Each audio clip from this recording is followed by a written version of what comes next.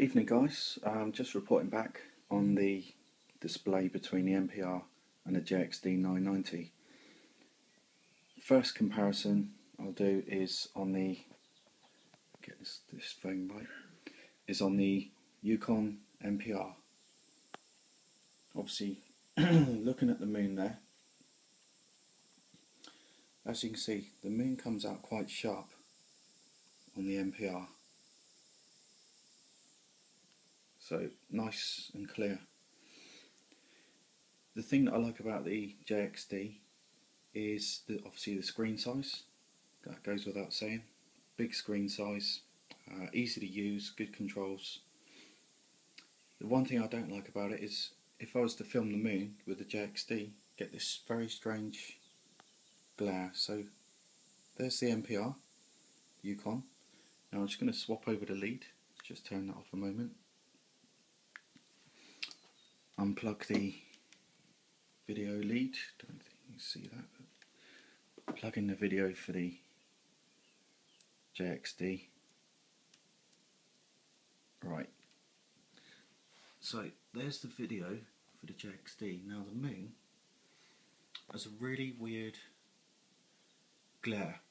It's not white, it's kind of got a white edge to it, but it's kind of as if you're using a filter over the sun. That's the effect, and that's the effect with all the street lights, the moon itself, and anything that's luminous, which is not going to be very good if I'm filming UFOs. Now it could be that the settings inside the JXD need altering in some way, but it doesn't show exactly what the MPR does.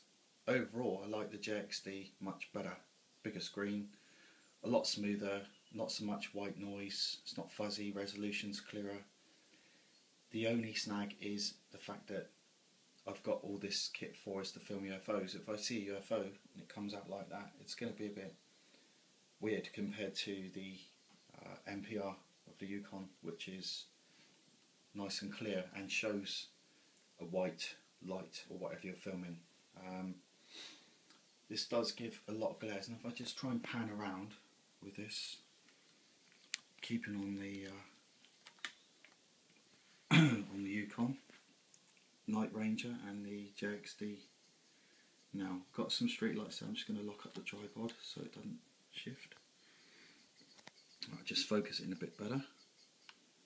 Right, now those three street lamps in front of the house show glares. It's just glares, like I said earlier, with filters put over the top. I don't know why it's given that effect, but it's not very. Let's see if I can pan around and find some more.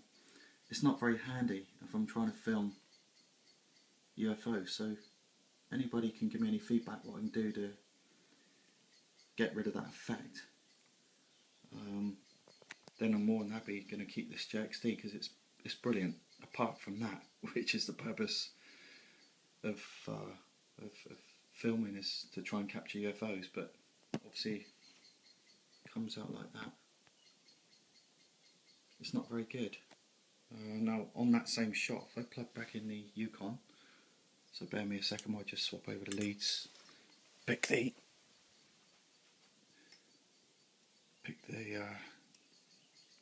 AV up off the floor, plug that in. It's a bit difficult, sorry about the delay. And plug back in the Yukon. Now, I'll just get the phone zoomed on right. Now there you see sort of proper street lamps. Obviously the screen's a lot smaller, so I don't know how well this phone's going to pick it up.